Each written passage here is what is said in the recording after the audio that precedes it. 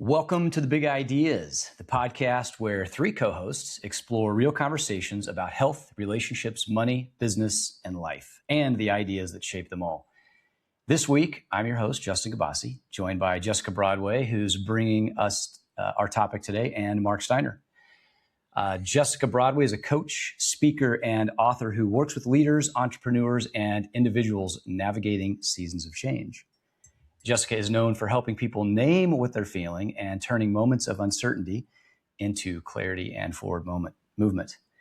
We're also joined by Mark Steiner, co-founder and CEO of Gig Salad, sometimes guest, sometimes host here on Big Ideas Podcast. He's a midlife kid at heart who loves to create useful, beautiful things. Welcome, Mark. Welcome, Jessica. I'm excited. Me too. Me too. I'm very excited with this topic today. Our topic today focuses on what to do when nothing is wrong, but something just doesn't feel right. The heart of the conversation today is naming why so many capable, high-functioning people feel off, even when life looks fine, and how clarity comes from noticing and naming change, not fixing or forcing momentum.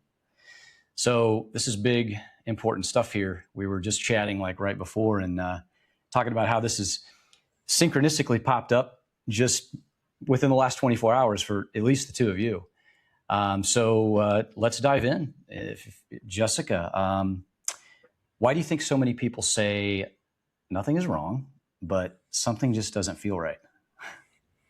Well, to start us out, I want to be very clear that oftentimes when we think something is wrong, we internalize that as something's wrong with me. And the first thing I want people to hear is that could you hold the belief that nothing's wrong with you, right? But perhaps maybe you have some broken tools, so you're not able to get the clarity around what's actually presenting for you. So we just, in turn, think something's wrong with us, right? So it's not about dysfunction, something being wrong with you, but it's about the accumulation of things. Have you ever had a moment where you just flew off the handle for no reason, right? Never, right? Never ever happened. And I'll tell on myself, it might look like me going in and finding another dish right next to the sink, but not in the sink. And I might say, why can't anybody put things in the sink, right? Is it the dish that's on the counter? No, it's the accumulation of a repeated behavior and a loss of expectations around what I had expected to see when I came in there versus what I actually experienced. And so it's not that moment, it's all the moments. So I'm not broken and nothing's wrong with me because I get frustrated that dishes aren't in the sink. But I have cumulative loss of expectations around how I expect the people in my life to behave around the action of putting things in the sink. I mean, that's like a really oversimplified version of that, but we don't acknowledge that I have a loss of expectations here. Instead, we tell ourselves, well, it's not that big of a deal, right? I should count my blessings. At least my kids aren't fill in the blank, right? So instead of acknowledging the disappointment, we start bargaining with whether or not we deserve to feel that way. And that creates a misalignment inside our nervous system where the body's saying, something's wrong here. And the mind is saying, be quiet. You have more important things to focus on. So those stack up over time as a misalignment with what we're feeling and experiencing versus the logic that we're trying to control the moment with. Mark, what do you think? It's like our gut often detects that misalignment. Amen. Mm-hmm. Long before our mind can name the problem.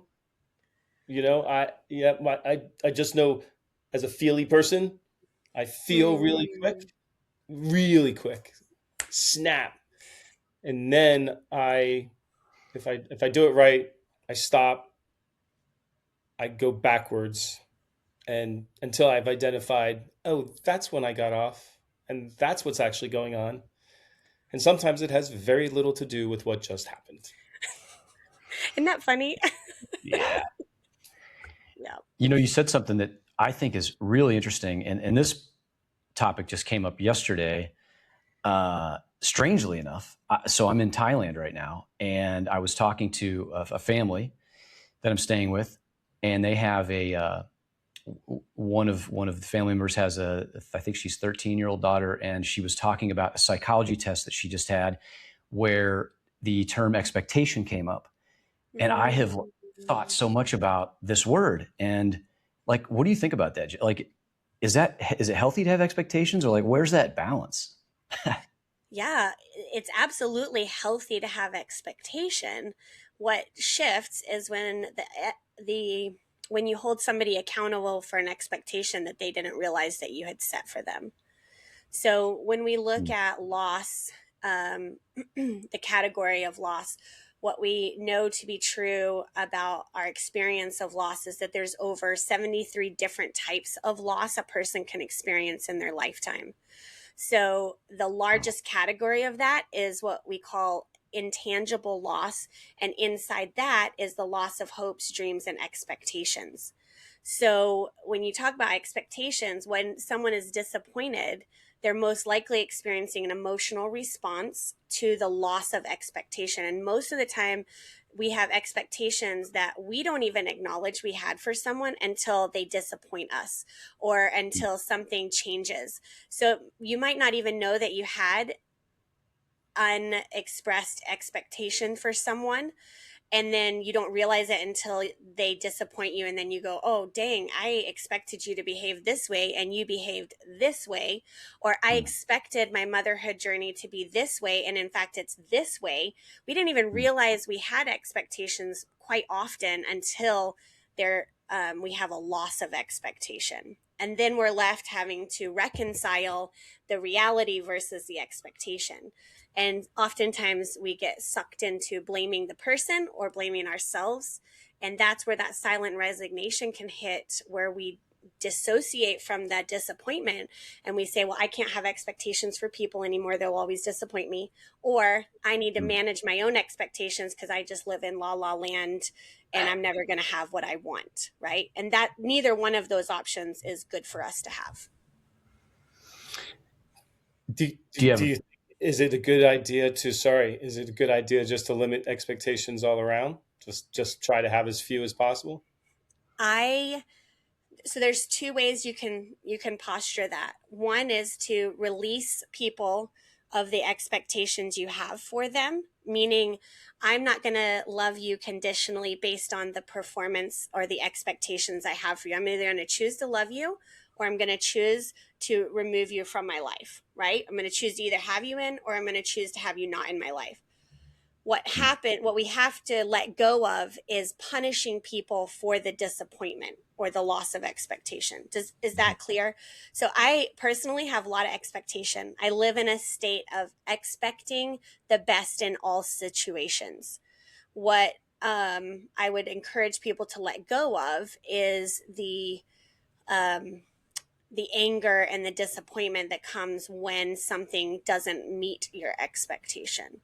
So continue to dream, but recognize that it's not the dream or the expectation you have for them. It's the disappointment that you need to process and release. But if you try to get rid of expectation, it's almost impossible. But there is a helpful phrase, if you want to hear it. Happiness is the current moment minus your expectation for it. So think about a moment that you're not happy. Like, I'm not happy. I'm not having fun. It's really because the loss of expectation is overpowering and robbing you of the present moment you have. Right? So it's not that we don't have expectation for something. It's just that I release the expectation. Oh, I had an expectation that's not met here. Am I going to choose powerfully for myself to be in the present and release the expectation? Or am I going to begrudgingly double down on the expectation, creating more disappointment, more resentment, more frustration? It sounds like I could use to listen to a whole podcast on expectations. It is. I mean, You know? honestly, it's a passion of mine. And I really feel sad when I hear people say that they gave up expectations because there's a difference between releasing the expectation and then holding the expectation. And I think it's just a natural human condition to be expecting of life, to expect things from people. And when we're disappointed, the best thing we can do is not to try to build a wall up and be 10 foot tall and bulletproof from the loss of expectation. But when we do experience loss of expectation, we have the acquired tools to process it and release it so that we don't get robbed of our present possibilities. Mm. Yeah, maybe we do a whole podcast on this at some point. This is good stuff. Um, well, let me ask you, why do people tend to downplay or ignore this feeling instead of paying attention to it? Like something seems off, but I don't know what, and they just kind of, try to forget about it or stuff it or whatever. Yeah, the short answer is because it's uncomfortable. Like just systemically, we're avoidant in nature. We don't want to embrace discomfort, and we are drenched in these phrases that sound like, oh, it's a duck off a water's back, or don't make a mountain out of a molehill. And so our society forces us into negotiating whether we have the right to be disappointed, that we have the right to be sad. And so we're resistant to, unless it's like really big, unless it's what we call a huge impact, then we are stuck in this negotiation phase of whether we deserve to feel disappointed. It might sound like, I'm disappointed that in a particular relationship, but then instead of saying I'm disappointed, we say, but at least it's not that bad, right? Or at least, I see this with people with chronic illness. They're saying, well, at least I'm alive today. At least I'm this. And it's like we don't take time to sit in the disappointment because we're afraid the disappointment would consume us.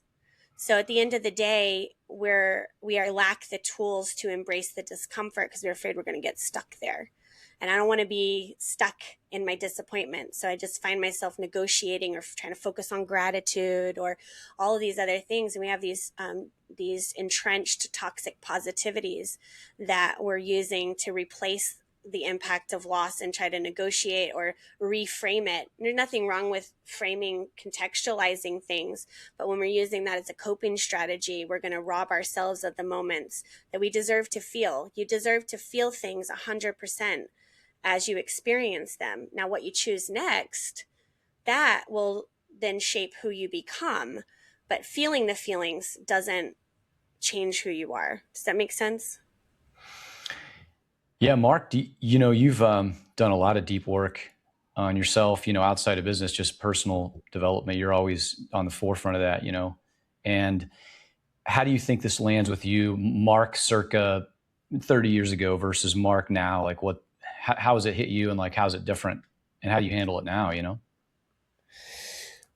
Well, I've been one in the past that I didn't want to be a burden to someone. Hmm. And so to say I'm not doing well and I don't know why, or I'm on, I'm at ease, I'm at unease. I'm asking, I'm inviting somebody to be my therapist that they might not have signed up for, or they might not be qualified for. Sure. So, Right. or it could have been that I just didn't want to go into the pain. Hmm. So how I do it now, um, as you guys know, I wear my big old heart on my big old bicep. And so I can't hide anything anyway. So if somebody asks me how I'm doing, I'll give them as straight an answer as I possibly can. And then say, if you have a little time and want to talk about it deeper, I'm open, kind of thing. But yeah, that's me. That's how I do it. It doesn't work for everybody, but you know, I've gone through the fire. I've come out the other side, and I always Mm. feel better when I come out the other side. So I'm willing to go in deep, but I understand that others aren't able sometimes, and I have to respect that too. Because so on the flip side, when I ask somebody how they're doing, and I get a wishy-washy answer, uh, I, I sometimes I might ask again, like, "Are you sure?" And if they don't come back, then I'll back off. Hmm. It seems like it would take a lot of courage to go from how you were, trying not to inconvenience people with your emotions to like being a lot more transparent. How did you get there, man?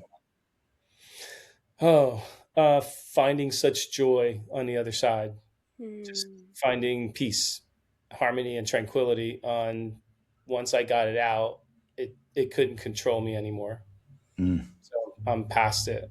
I forget who said it. Somebody, and like when you've really gotten to where you've processed something and you're made peace with it, when you can talk about it and it doesn't have the emotion anymore.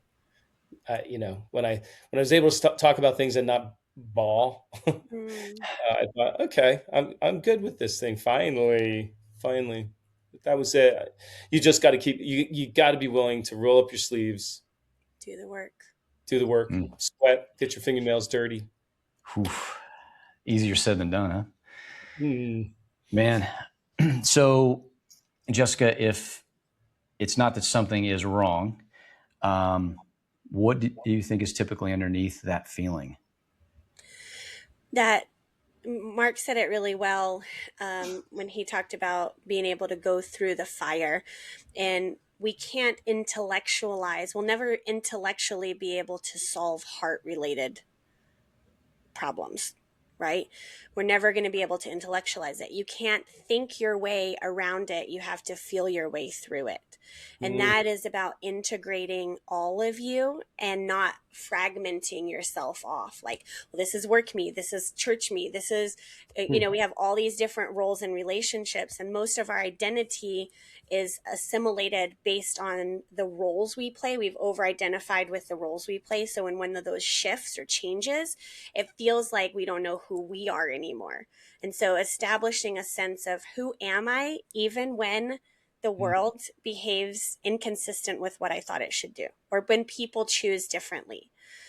And if you have a strong sense of identity, and most people are really at the heart of it struggling with the loss of identity, they don't know who they are. And so they're finding themselves stuck in this tug of war, ill equipped to deal with the constant threat of change that happens all the time, right? Um, my personal soapbox is to make sure that we normalize the language around loss and grief. Loss is a change in a pattern of behavior, and grief is whatever your emotional response is to that. And those are two terms that we're not really comfortable with or don't understand. And so we don't know how to connect. When Mark said that he I'm summarizing for you, but you said, like, basically people say, yeah, I'm fine, right? And they move on. Yeah. One thing that in the community that I work in with people, when we have these group workshops and we do these shared learning experiences, we then have a shared language. So we feel equipped to say, hey, are you fine? And so when you say fine, it stands for feelings inside not expressed, right? So we're missing language to help people identify what's going on. So we all just walk around saying things that we don't really mean, like I'm fine, or sure, or I'm making it, or I'm surviving, or whatever it is, because we don't know how to express ourselves. Most people are walking around not fully expressed. And that doesn't mean that you come in like a wrecking ball and just say whatever you mean. That's more of a vigilante response to it. It means, have I fully accepted all the versions of me? And have I integrated my life experiences? Have I come to peace with it so that I can show up fully and authentically, and not feeling like I'm using all my bandwidth just to manage the unspoken losses or the grief in my life, right? We wake up every Hmm. day with a finite amount of energy. If the Yeah. majority of that energy is spent on just keeping a lid on things, then we have like this much to show up and do something on purpose. Yeah.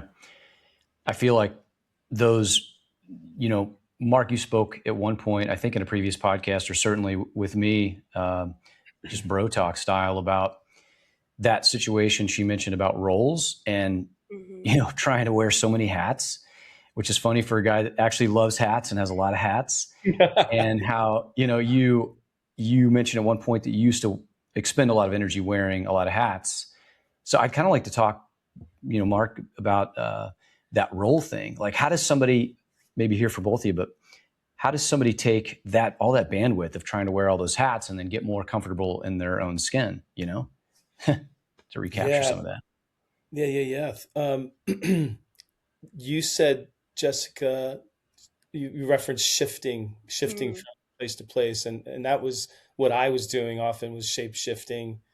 But and and tell me if you agree with this, Jessica. What I heard you saying was it's not necessarily this really mystical, deeper thing, other than there's just some unresolved stress in our lives, or in our friends' lives, when we ask them, how you doing, and they respond fine or okay, uh, but they they either don't know, right? They either don't know, or they um, they do know, but it's a stress that they haven't really connected to, right? Is that what I heard you say?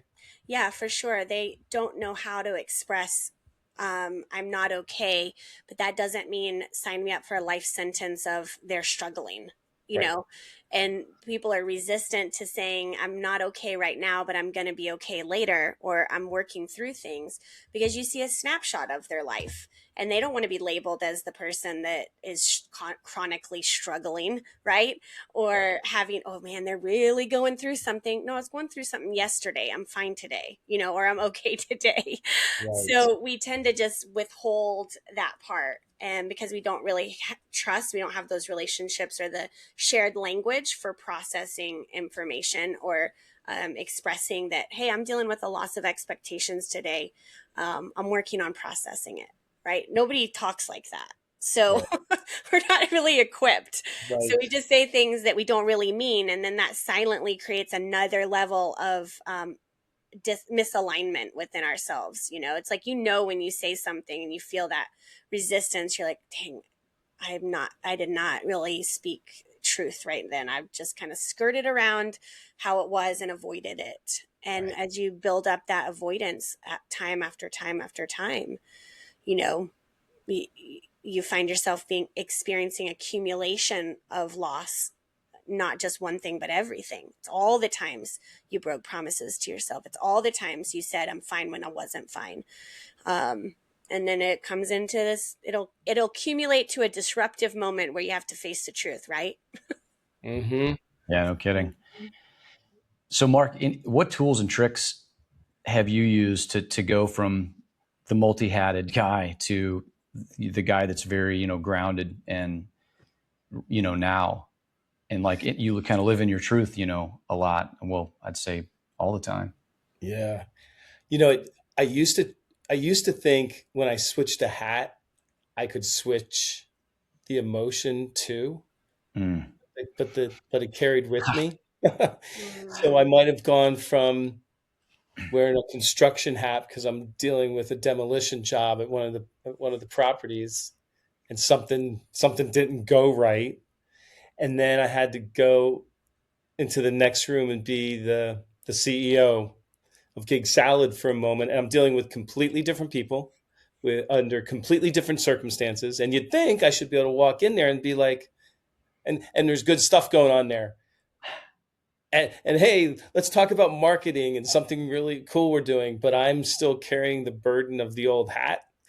I've learned that I've either got to deal with what's going on in that hat in that moment, or when I transition to the next thing, whatever else is going on, whatever new people, as much as I want to be focused, like the be here now mentality, sometimes I have to start the conversation, preface it Mm-hmm. with, hey, by the way, my intention is to be fully engaged with you, and I want you to know that I am doing my very best to be present. However, I'm still feeling a burden or a stress or whatever it is. I'm ticked off because this just happened, and I think sometimes just the honesty of addressing the elephant in the room, that they might not even know what the elephant is, but to just get it out there first and foremost and just say, I'm doing my best, and here's how it's going. I think there's something in truth. For me, like, sort of the summary is as close and as often as we can get to whatever knowledge of the truth we have, say it. Amen. Right? Man, that's strong. That's like, I was just like visualizing you as you're coming fully more present with whatever individual you're dealing with. Like, you're kind of like offloading the hats, and it becomes more and more Mark's main hat, which is, that roles thing, that chameleon thing is exhausting. I used to do it when I was younger as well. And Jessica, do you have anything to add to that? What I love about Mark's response there was that he named it, which was tell the truth. And so the framework that we have for getting authentic and expressing emotion is that we have to tell, the commitment is, there's 3 commitments: confidentiality in the relationship, then total honesty, and then honoring the unique journey of the individual, right? So no comparison. And that's what really allows us to freely express ourselves with one another, is when we know that we're holding those 3 commitments. And total honesty doesn't mean that I tell you the nitty gritty. It means that I tell you the emotionally honest truth, right? So it's okay to say something happened, I don't want to talk about it. It's not okay to say nothing happened, I'll be fine. Right? Do you see the difference? And we can get caught up in that we get detail dishing. So we're like, oh, but so-and-so did this and this and this. It doesn't really matter. The details are what divide us, because I may or may not have shared that kind of experience with you, but I can relate to, I felt disrespected, I felt alone, I felt sad, I felt vulnerable. Those are feelings that we've all experienced, regardless of whether the circumstances were the same. Does that make sense? Yeah. Yeah, it really does. It kind of pulls humanity all kind of into one camp again, because like we're all dealing with all the same basic challenges, but we're all thinking that we're different and trying to put on these different hats, and it's exhausting. So why doesn't pushing harder or being more productive actually fix this? Like, I'm just gonna bury in and just I've been guilty of this big time. You guys both know that. So yeah, the phrase is fake it till you make it, hustle harder. Those are performative. Like, if I can just outrun my problems. And the human brain, so neuroscience studies tell us the human brain processes, for easy math, we'll say 100,000 thoughts per day. It's just an average. Okay. Estimated 75% of those are negative. So that's easy math. 75,000 negative thoughts are running through your brain subconsciously or consciously per day. Okay. So even if I said 500 affirmations a day, that's a lot of affirmations. If you have roughly 24 hours in a day and you've got to say 500 affirmations, like, that's a full-time job, right? Yeah. And no kidding. even 500 affirmations a day wouldn't make a dent in the 75,000 negative thoughts that you're processing and experiencing in your nervous system. So we know that performing better, doing more, isn't what fixes it. It's reconciling the amount of negative impact, the losses, the cumulative experiences. It's reconciling those, naming them and processing them, that really moves the needle. And so what we have to do is we have to spend the time to not fix the circumstances, but to name what is impacting us and what is stopping us from taking the next right thing, doing the next right thing. And only until we clear space will we have the clarity to create what we wish existed in that moment and with the people that we love and care about. Mark, you've built a really successful company, and I wonder if you've ever had those moments where you're like, like you kind of alluded to, you're like, I just came from this, and I got to compartmentalize that as best I can, and then like just dig in and grind and get into this meeting and lead my team. What kind of tools and tactics, like meeting yourself in the middle of not doing that anymore or as much, and smoothing those lines out? What are you doing there? How do you do Yeah. it? Well, I'm coming from a background where in my youth, good, bad, or indifferent, I think people would say to me at times, uh, and I think they had good intentions. I need to do a lot of prefacing here. But they would say things along the lines of, Mark, you're just not applying yourself. You're not, you're not, you're not, and by that, what they would tell me they're saying is, you have all the qualifications, you have all the talents and gifts, and you're smart, but you're just not applying yourself. You're not reaching your potential. And in the and all I heard was, wah wah wah wah wah. I'm not good enough, and they had no idea what was going on. They didn't have any idea what was going on internally, which was, I didn't know, how to do any differently or better. Um, I was doing whatever I was doing, but it wasn't that I was off just daydreaming. Maybe I was sometimes.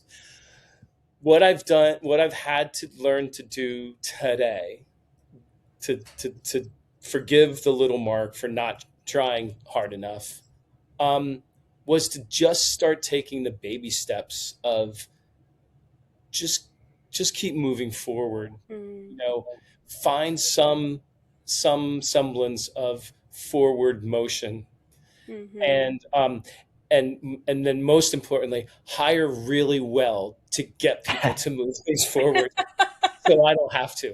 And build yourself a team of people that I say, did. I figured out how to surround myself circle with the wagon, circle the best wagon. people in the world. That's right. And I would, I could be out front with the sword or with the flag and Sure. saying, "This way, go get them," and then have expectation that the people that I've gotten around me to do it will do it, and that's That's work. so good. But no, I got to. We've got to do. We've just got to keep. We got to keep grinding. We got to keep. But I think there is that level of. It's not that people aren't trying hard enough, or they need to grind more, but isn't it that they just need to maybe grind differently? Like it's like not work harder, but work better, or work smarter, or work differently. Like if you're going to put in all this effort and feel like your tires are spinning, just realign a little bit. And then if you have that same energy and same emotion, don't you think that's a thing? Like, haven't you, Justin, haven't you experienced that? In your Yeah. in drumming, like in just even practicing the drums, practicing rudiments. Isn't there a certain? I watched Whiplash last night, by the way. No So way. I have just coincidentally, I watched it again last night, and that idea, That's and then but when you get off the beat, it doesn't mean stop, or it doesn't mean you were off. It just you lost the beat. Get back on the beat, or try a different beat, right? Yeah. From a drummer's point of view. I think from my point of view, this is something I try to work on all the time, is the perspective. And The Rock, I saw a video a while back with The Rock, and I think it was either Christmas or New Year's. It was a holiday in the middle of the night where everybody else is like partying and drinking and everything. And he was in the gym, and he's like, his reel was, I'm in the gym, everybody's partying and drinking. I get to do this, not I have to do this. So like, there's those moments, I think, for me, when I'm like going to negative town and I'm like, wait a minute. And it really does flip the script on myself quite a bit. I go through that mental checklist of, these are all the things that are technically right. So, which kind of, it makes me want to ask Jessica, so I'm really curious. You said there's, firstly, earlier when you're like, there's these many losses, there's this many losses, which was like 76 or 78. And then you also mentioned that there's however many thousands of negative thoughts. And I'm constantly thinking, why do humans have the propensity to always go negative versus positive? Because it could be just as easy to go the other way. But is that like an inherent program that's running, or like what's going on there? And how do we get out of it? Yeah, so firstly, that's like a whole conversation of itself. So I don't want to go down the rabbit hole with that. Some Okay. of it's personality driven, some of it's lived experience. We have the perception versus perspective. So when perception is yours and Justin, and it's yours, Mark, and it's mine, and those are that's our perception of how we perceive the world based on our lived experiences. And but what makes the difference is what perspective would I like to view? And there's a lot of perspectives, but there's only one way that I necessarily perceive the world based on all of my lived experiences. And so we have to, I told you there is those three foundational things: is telling the truth, being confidential, and then also respecting the individual journeys. And so what's happening is we all have fingers, right? And I have 10 fingers, you have 10 fingers, and we would agree that we have all got fingers, right? Mm-hmm. Now, what if I said all of our fingerprints are the same? What could I do to convince you that that's true? Nothing. Nothing. Because you accept and acknowledge that my fingerprint is unique to me. That's how perception is. That is how you perceive the world. It's unique to you, and how you filter those negative and positive experiences is going to be unique to you. So if we go into a conversation and you feel like I'm trying to change your perception of the world, you're going to be defensive and reactive. But if you were like, oh, I'm just here, I get to keep the way I perceive it, I get to keep my lived experiences, but I'm open to different perspectives, then you can create breakthrough. Then you can create a shift. And so we're here to share, we want to share perspectives with people, not try to change or argue with the validity of how they perceive the world. Does that make sense? So it's not about trying to change people necessarily. It's about to honor the lived experiences they've had, and then say, I recognize that your perception of this is a certain way. What if, are you willing to try on a different perspective to view this situation? And that's where some healing can come. Man, I don't know about you guys, but it's when you're resolute, or you think, when you have your locked perspective, it's so hard to be like, okay, I'm going to open my brain up somehow to hear someone else or consider another perspective. Mark, do you struggle with that? Or like, do you have any tools and tricks on how you're like, it goes back to that hard work thing kind of, you're like, this is my perspective. This is the reality. This is the truth. Right.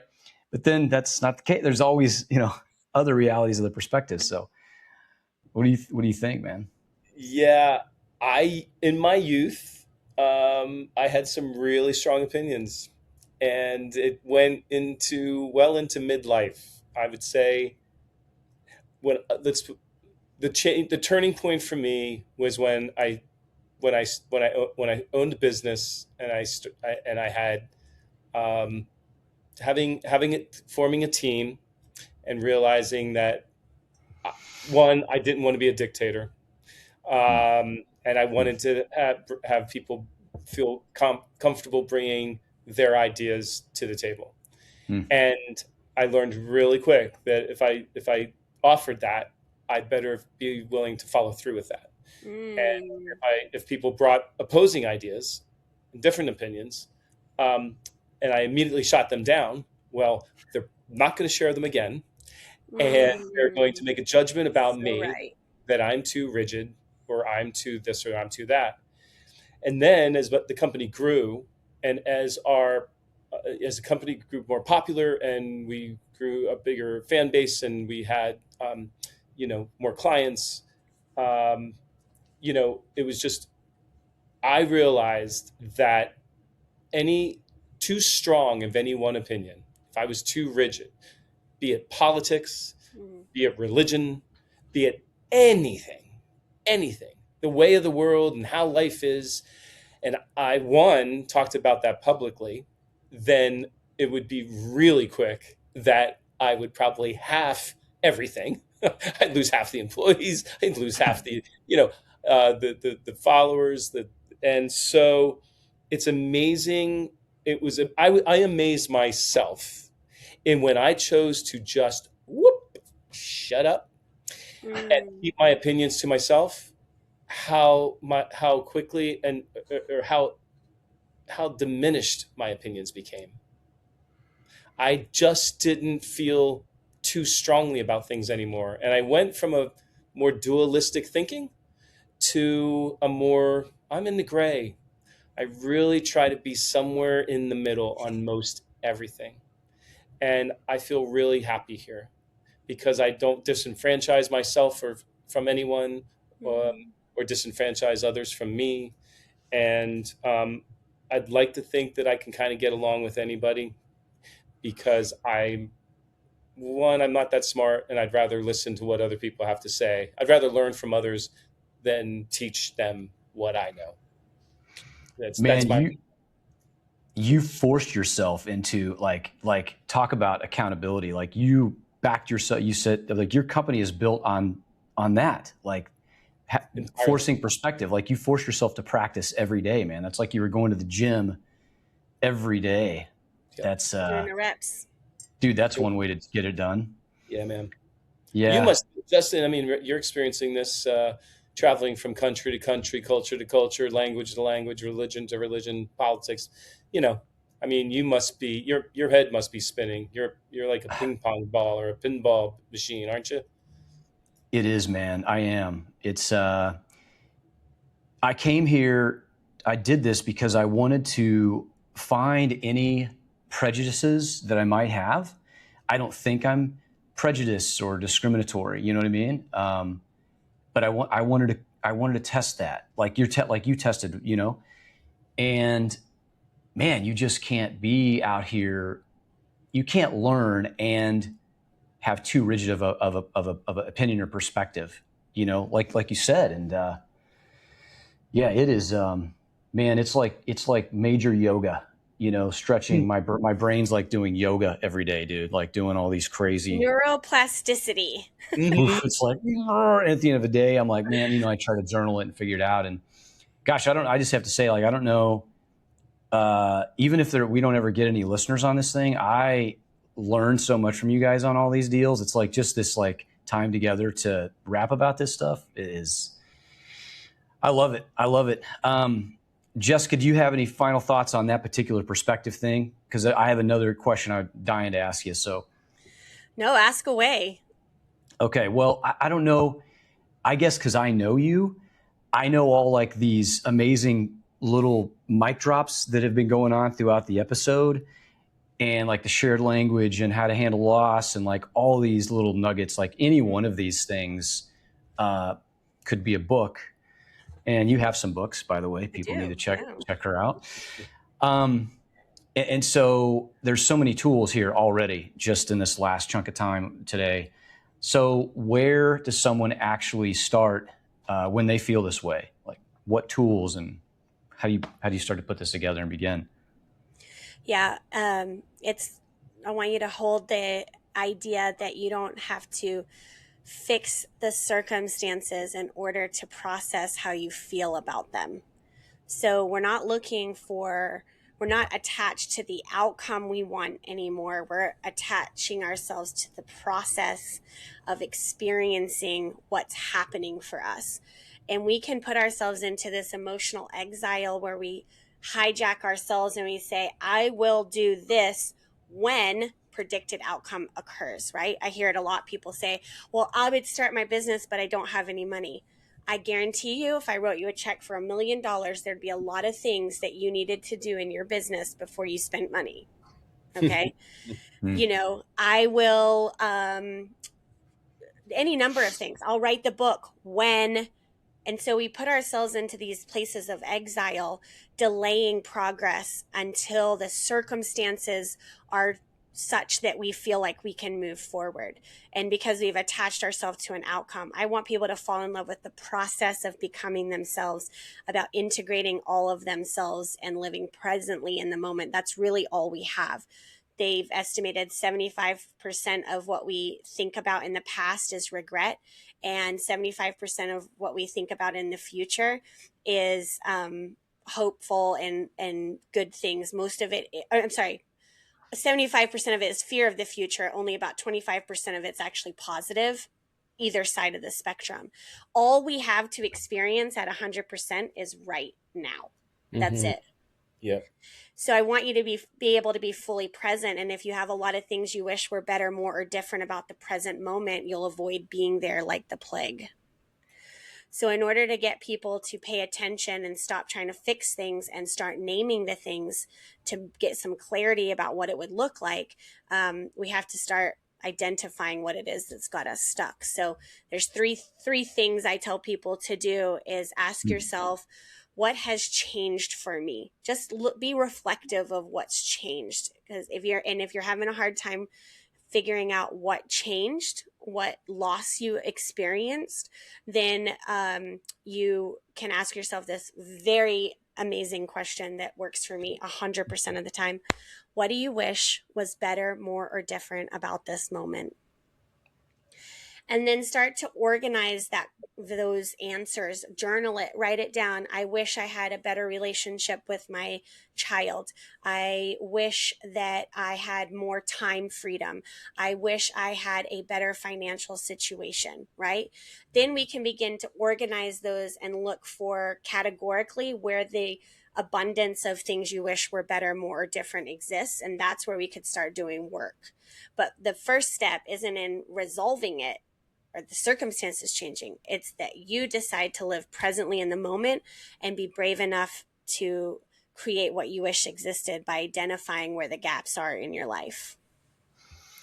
So you, by asking that, you observe maybe where the leaks are, and then the wishing what was better, more, or different is how to define that stuff. And we've talked about, sorry, go ahead. Well, and then the next step would be to say, what is the next right thing that I could do that aligns with who I am, not who I'm defaulting to based on my circumstances. So I'm angry because these things aren't the way that I want them to be. But given the chance to choose what comes next for me, who am I? I'm a person who feels at peace, who is forgiving, who's loving, and I'm not behaving that way because I'm allowing my circumstances to hijack my present moment. So the next right thing is, what would it look like to take a step that's aligned with who I am, who I want to be, not who I'm showing up as because I'm so full of this pain and frustration.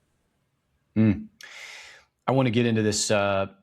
I'm going to toss this to you because we've talked about a lot of like bandwidth depleting things. We talked about the hats, like, and kind of the roles.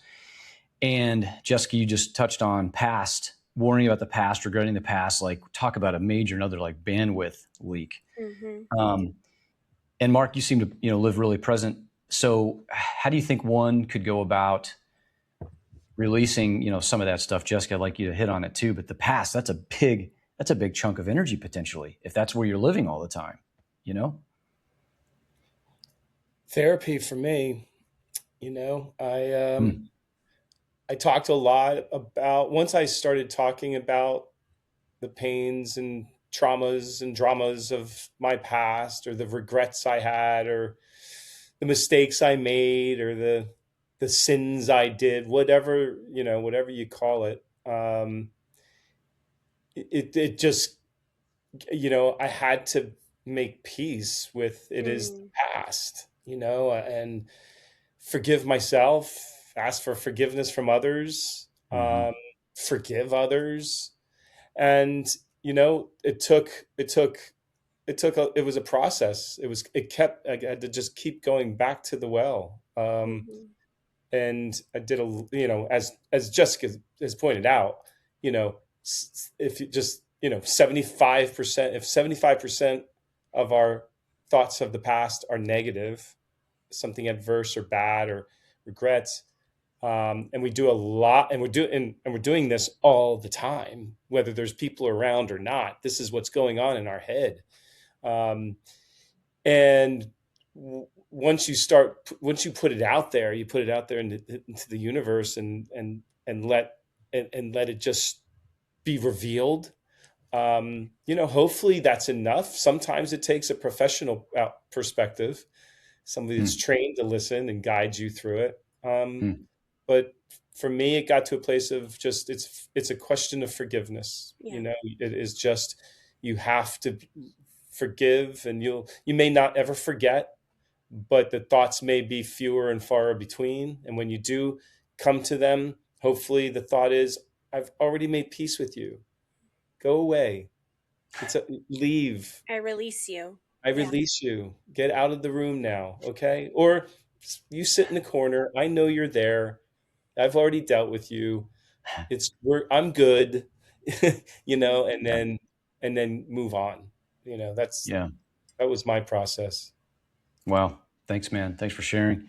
Thank you. Wow. We have covered a lot of ground. And there's so many tools within this podcast, and there's so many other tools that definitely, if people look you up, Jessica, I know that both and I have worked with you, and it's been life-changing in a lot of ways.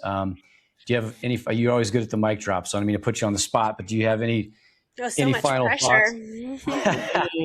Any final word or thought before for folks before I wrap this thing up?